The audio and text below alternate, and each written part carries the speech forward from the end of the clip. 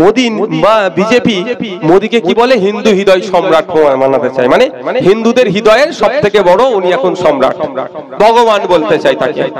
পুজো করবে দুদিন পরে, হয়তো সেই বিতর্কে আমি যাব না। কিন্তু প্রশ্ন হচ্ছে, এর আগে পরে এর ইতিপূর্বে আমরা ভারতবর্ষের ইতিহাস দেখেছি, দলিত হওয়ার জন্য পিটিয়ে মেরে দিয়েছে। কদিন আগে সাউথ ইন্ডিয়াতে দলিত বাড়ির একটা ছেলে ইঞ্জিনিয়ারিং পড়াশোনা করছিল, তাকে মারধর করে উচ্চবর্ণের দ্বারাই তাকে তার পিচ্ছাপ খাওয়াতে বাধ্য করেছে, শুধু দলিত হওয়ার জন্য, পিছড়ে বর্গের হিন্দু হওয়ার জন্য। ঘটনা ঘটেছে আদিবাসী হওয়ার জন্য পিটিয়ে মেরে দিয়েছে উচ্চবর্ণরা, মুসলমান হওয়ার জন্য মিথ্যা অপবাদে গোবংশ খেয়েছে, এইভাবে পিটিয়ে মেরে দিয়েছে। কিন্তু ভারতবর্ষের ইতিহাসে রেকর্ড ছিল না যে হিন্দু হওয়ার জন্য জঙ্গি এসে তাকে গুলি করে মেরেছে। এই তাহলে প্রথম। এর আগে অনেক প্রধানমন্ত্রী ছিল, বিজেপির প্রধানমন্ত্রী ছিল অটল বিহারী বাজপেয়ীজি, তার আমলেও কিন্তু হিন্দুকে দেখে জঙ্গিরা গুলি করে মারেনি, অর্থাৎ তাদের সাহস পায়নি। তাহলে যে নিজেকে হিন্দু হৃদয় সম্রাট বলে প্রতিষ্ঠিত করতে চায়, যে বিজেপি হিন্দুদেরকে রক্ষা করব বলে ক্ষমতায় আসলো, যে বিজেপি হিন্দুদের কাছ থেকে ভোট এই জন্যই চাইলো যে তারা হিন্দুদেরকে রক্ষা করবে, সেই বিজেপির আমলে 26 জন হিন্দুকে দেখে দেখে খুন করলো। এই বিজেপির তো এতদিন দল থেকে মানে পদত্যাগ করা দরকার প্রধানমন্ত্রীর, এবং দেশ পরিচালনার দায়িত্ব ছেড়ে দেওয়া দরকার। এই প্রশ্নটা করবেন না? আমার হিন্দু ভাইদেরকে দিয়ে বলাবে, বিজেপির যারা নেতা আছে তাদের কাছ থেকে উত্তর চাইবে। এই কংগ্রেস তো এতদিন বলেনি যে পার্টিকুলার কোন ধর্মের মানুষকে রক্ষা করব, তার আমলে এই ধরনের ঘটনা ঘটেনি। তোমরা বলেছো হিন্দুদের রক্ষা করব, হিন্দু বিপদে আছে বলেছিলে, কিন্তু এর ইতিপূর্বে এত বিপদে থাকেনি দেশ স্বাধীন হওয়ার পর থেকে যতটা বিপদে মোদির আমলে আছে, এখনকার বিজেপির আমলে আছে। আমি বারবার বলে এসেছি, হিন্দুদের রক্ষা করবার কথা বললেও আপনার আমার এলাকার যিনি হিন্দু মানুষ আছে জিজ্ঞাসা করুন, 10 বছর আগে যার তার ব্যবসা যতটা ছিল এখন তলনিতে চলে যাচ্ছে। কিন্তু বিজেপির নেতাদের ছেলেগুলো দেখুন আইসিসির টপে চলে গিয়েছে। ভালো কথা, গিয়েছে ভারতবর্ষের একজন মানুষ, আমার অত বিরোধী নয়, কিন্তু যে জীবনে ব্যাটে বলে হাত দেয়নি সে আইসিসির চেয়ারে বসে আছে, বুঝতে হবে। তাহলে হিন্দু বিপদে বলে ক্ষমতায় আসলো, আপনার পাড়ার রাম কাকা রমেন কাকার অবস্থা দেখুন তলনিতে চলে যাচ্ছে, আবার অন্য এক হিন্দু আইসিসি চেয়ারম্যানের পদে চলে যাচ্ছে। লাভটা কার হচ্ছে? রাজনীতি করা হিন্দুর লাভ হচ্ছে, আর ভোটার হিন্দুর ক্ষতি হচ্ছে। 2011 সালে দিদিমণি আপনাকে আমাকে ভুল বুঝিয়েছিল, কি বলেছিল? যে ক্ষমতায় নিয়ে আসো, মুসলমান বিপদে আছে, মুসলমানের শিক্ষা, স্বাস্থ্য, কর্মসংস্থান, সাচার কমিটির যে সুপারিশ, ওয়াকাফ যে সম্পত্তি বেহাত হয়েছে সব উদ্ধার করে দেবো, বলেনি ভাই? এখন কি দেখছে? উদ্ধার হয়েছে? আপনার এলাকার মুসলমান যারা আছেন এখানে বুকে হাত দিয়ে বলুন তো, 2011 সালে যে জায়গায় ছিলেন তার থেকে খারাপ জায়গায় না ভালো জায়গায় আছেন? বলেন। খারাপ জায়গায় আছে। সব থেকে বড় খারাপ জায়গা কি বলুন তো? আজকে হিন্দু মুসলমানের মধ্যে রেষারেষি ঢুকিয়ে দিয়েছে এই মমতা ব্যানার্জি। যেটা আগের দিনে আমরা খেতে না পেলেও এক মাচায় বসে আড্ডা মারতাম হিন্দু মুসলমান মিলে, কোনো অসুবিধা ছিল না। এখনো তো খেতে পাচ্ছি না, এখন ওই এক মাচাতে বসাটাও দূরে সরিয়ে দিয়েছে। তার অন্যতম প্রধান কারিগর হচ্ছে তৃণমূল। যেদিন থেকে মমতা ব্যানার্জি মাথায় ঘুমটা দিয়ে ইফতার করা শুরু করেছে, সেই দিন থেকে হিন্দু মুসলমানের মধ্যে লড়াই ঢুকিয়ে দিয়েছে। আপনার ইচ্ছা হলে আপনি মুখ্যমন্ত্রী আসুন না, হিজাব না পরে আসলে কি আপনাকে আমরা ঢুকতে দেবো না? ভাই দেবেন নাকি? একজন হিন্দু ধর্মের মানুষ যদি কপালে তিলক কেটে এসে এখানে বসে, আমি তাকে বারণ করব? তার ধর্মীয় পরিচয়। আমার একটা হিন্দু মা যদি এসে সিঁদুর পরে এখানে বসে, তাকে বারণ করব? ঠিক একই ভাবে একটা আমার মা যদি এখানে বোরকা পরে এসে বসে, তাকে বারণ করব? কেউ করা যায় না, কারণ তার ধর্মীয় পরিচয়। কিন্তু আমাদের স্টেজে আসলে আপনাকে হিন্দু হলে আপনাকে সিঁদুর মুছে আসতে হবে, মুসলমান হলে আপনাকে বোরকা খুলে আসতে হবে, এরকম কিছু ব্যাপার আছে কি? এটা করাই মানেই জানবেন ধর্ম, এটা ধান্দাবাজি কিছু চলছে, কিছু ধান্দাবাজি চলছে। তো হিন্দু মুসলমানের মধ্যে বিভেদটা বেশি ঢুকিয়ে দিয়েছে। তা বন্ধুগণ, বিজেপিকে প্রশ্ন করতে হবে যে তোমার আমলে দেখে দেখে 26টা হিন্দুকে কিভাবে খুন করলো, এর জবাব তো তোমাকেই দিতে হবে। এর উত্তর না দিতে পারে উত্তরাখণ্ডের একজন গরিব মুসলমান ভ্যান চালককে ধরে টানাটানি করছে, কোন মুসলমান চা দোকানদারকে, কোন মুসলমান রং মিস্ত্রিকে, কোন মুসলমান ভ্যান চালককে এরা সারা ভারতবর্ষ ধরে জুড়ে ধরছে, তাদের উপর অত্যাচার করছে। এদের ধরার প্রশ্ন দরকার ছিল দেশের প্রধানমন্ত্রীকে জিজ্ঞাসা করা, বিজেপি পার্টিকে জিজ্ঞাসা করার। এরা সেটা না পেরে গরিব মুসলমানদের উপরে অত্যাচার নামিয়ে আসছে। যতদিন যাবে এটা এরা করবে, কারণ ব্যর্থতা ঢাকার জন্য। এরা বলেছিল বছরে 2 কোটি চাকরি দেব বিজেপি, 2 কোটি চাকরি তো দূরের কথা, 2 লক্ষ চাকরি দিতে পারেনি। সব কটা প্রতিশ্রুতিরা ব্যর্থ হয়েছে। এরা যে কথা বলেছিল সবটাই ফেল হয়েছে। এই ফেলের হাত থেকে বাঁচতে গেলে কি করতে হবে? হিন্দু মুসলমানের লড়াই লাগিয়ে দাও। তাই আমাদের সজাগ সতর্ক থাকতে হবে, আমাদের আওয়াজ তুলতে হবে, দেশের প্রধানমন্ত্রীকে দায়িত্ব নিতে হবে, দেশের স্বরাষ্ট্রমন্ত্রীকে দায়িত্ব নিতে হবে যে আগামী দিনে আমার দেশে এই ধরনের কোনো অরাজকতা হবে না, কোন সন্ত্রাসবাদী হামলা হবে না। এই দায়িত্ব আপনাদের নিতে হবে এবং পাকিস্তানকে বলিষ্ঠ কণ্ঠে উত্তর দিতে হবে যে আগামী দিনে আপনার দেশ থেকে কেউ এসে আমাদের দেশে ঢুকে নোংরামি করবে, তাহলে কিন্তু আমরা আর ছেড়ে কথা বলবো না। এটা দেশের আমার দেশের প্রধানমন্ত্রীকে পাকিস্তানের প্রধানমন্ত্রীকে বলতে হবে। এটা বলতে পারে না, এরা বিরিয়ানি খেতে চলে যেতে পারে। দেখছেন না বিরিয়ানি খেতে চলে যাচ্ছে, মাঝরাতে চলে গিয়েছিল পাকিস্তানে। দ্বিতীয় যেটা হচ্ছে প্রশ্ন, সময় কটা বাজে? আমি একটা, তুমি তো মনে 26,000 চাকরির কথা বলছিলে, শুনছিলাম আসার কথা। আমি ওয়াকফ সংশোধনী আইন নিয়ে কেন আমরা বিরোধিতা করছি, কেন প্রত্যাহারের কথা বলছি, আপনারা এটা শুনতে চান? যারা শুনতে চান একটু হাত তুলুন তো। আপনারা সবাই শুনতে চান? তার আগে আপনি হাত তুলে রাখুন।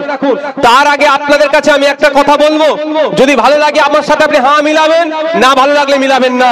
আমার তার আগে একটা প্রশ্ন, যখন আপনি আমি বিপদে আছি, আমার আপনার মাদ্রাসা মসজিদের সম্পত্তি, আপনার আমার বাপ দাদুর কবরস্থান যখন বিজেপি সরকার লুটে নেওয়ার চেষ্টা করছে, তখন মমতা ব্যানার্জি আমাদেরকে কি বলছে? দিল্লিতে গিয়ে আন্দোলন করুন, সামনে 2026 নির্বাচন আসছে। তাহলে এর জবাবটা আমরা দেবো তো নাকি ভাই? দেবো তো ভাই? এর জবাব দিতে হবে। আমি বলছি না আপনি আমাকে আইএসএফ কে ভোট দেবেন, সেটা আপনাদের ব্যাপার, আমরা ভোটের সময় ভোট চাইবো, কিন্তু 2026 নির্বাচন যখন আসবে এই ইভিএম মেশিনের সামনে কি আপনি দাঁড়াবেন, দাঁড়িয়ে সেই সময়ের কথা মনে রাখবেন যখন মাদ্রাসা মসজিদ, যখন কবরস্থান নিয়ে আপনি চিন্তিত, তখন যে আপনাকে বলেছিল দিল্লি যাবার কথা, তার বিরুদ্ধে আমরা ভোটটা করব। ইভিএম মেশিনের সামনে দাঁড়াবো, ইভিএম মেশিনের সামনে দাঁড়িয়ে যখন বড় ফুলের ছবিটা আসবে, সেই বড় ফুলকে আমরা ভোট দেবো না, কারণ এরা মাদ্রাসা মসজিদকে কেড়ে নেওয়ার চক্রান্ত করছে। আর ওদের চক্রান্তকে যারা সহযোগিতা করছে, এই চোরাফুল তৃণমূল, এদের বিরুদ্ধেও আমরা ভোট করব। হবে তো নাকি ভাই? ভালো লাগলে খাম চিহ্ন তো দেবেন, না ভালো লাগলে দেবেন না। তবে অনুরোধ আপনাদের বলছি, আপনার ভোট নিয়ে ক্ষমতায় আজকে টিকে আছে, মুখ্যমন্ত্রীর চেয়ারে বসে আছে, মন্ত্রীর চেয়ারে বসে আছে, আপনার ভোট ছাড়া হতো না। আর আপনার ভোট নিয়ে আজকে বিপদে আপনার পাশে যে দাঁড়াচ্ছে না, 2026 সালে আমরা দেখিয়ে দেবো আমার ভোট ছাড়া, আপনার আমার ভোট ছাড়া আপনি নবান্নের 14 তলায় বসতেও পারবেন না। আপনি যেমন আমাকে দিল্লি যাওয়ার রাস্তা দেখিয়েছেন, আমাদেরকে দিল্লি যাওয়ার রাস্তা দেখিয়েছেন, আমরাও 2026 সালে আপনাদেরকে নবান্ন থেকে নামিয়ে দিল্লির আমরা হয় ফ্লাইটে নালে ট্রেনের টিকিট কাটিয়ে দেবো।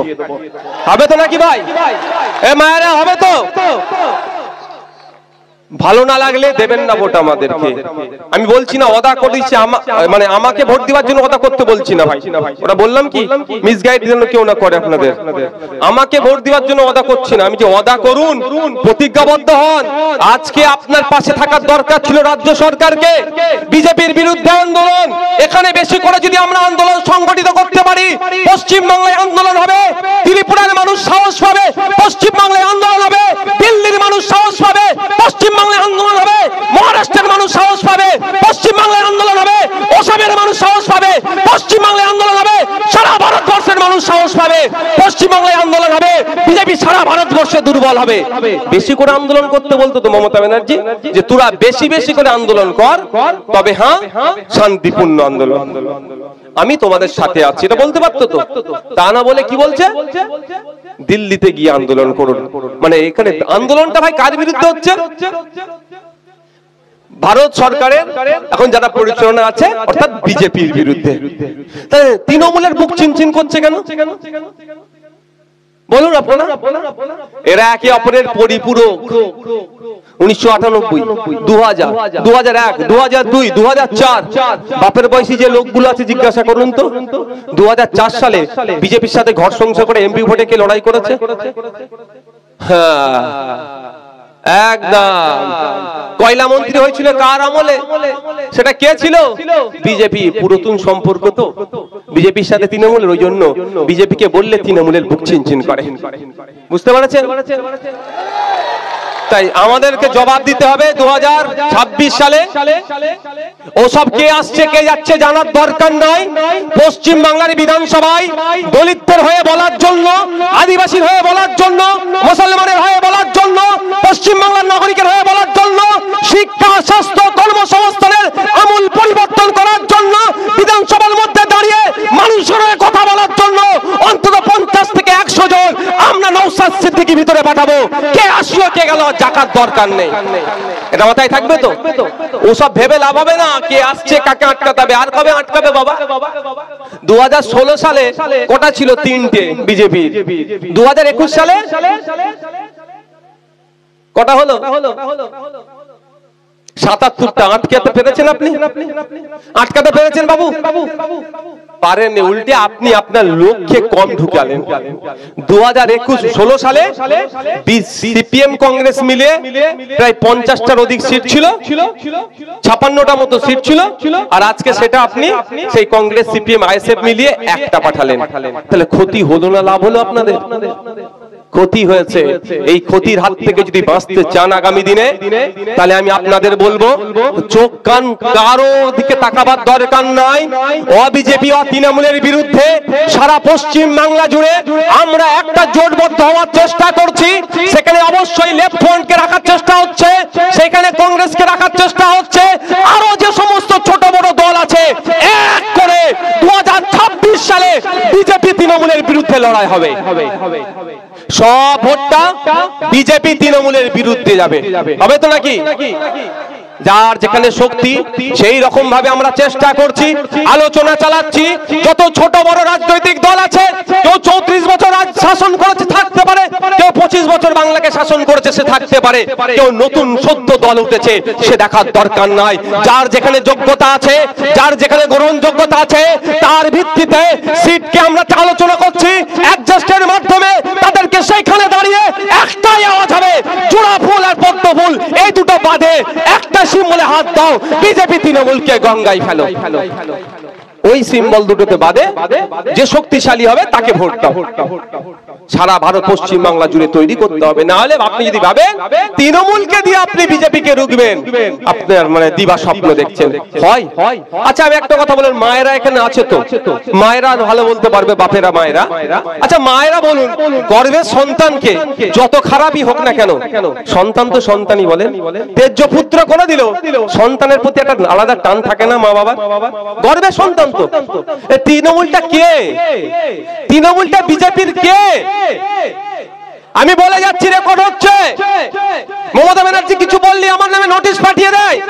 আমি বলে যাচ্ছি আজকে 1998 সালে বিজেপির হাত ধরে তৃণমূলের জন্ম হচ্ছে, বিজেপির গর্ভে তৃণমূলের জন্ম। আর তার প্রমাণ এখনো দিয়ে যাচ্ছে। আরে আপনার আমার বাড়ির মেয়ে তিলোত্তমা, সোদপুরে বাড়ি, কলকাতা আরজিকর হসপিটালে যাকে খুন করে ধর্ষণ করালো, হ্যাঁ ওই মামলাটা কোথায় গেল? এসি ঘরে ঢুকে গেল, ফ্রিজে ঢুকে গেল না? ওই মামলাতে বলা হচ্ছে যে 54 থেকে 55 জন মানুষ ওই যেখানে আমাদের বোনটাকে খুন করলো ওই করিডোরে ওই দিনকে যাতায়াত করেছে। 54 থেকে 55 জন।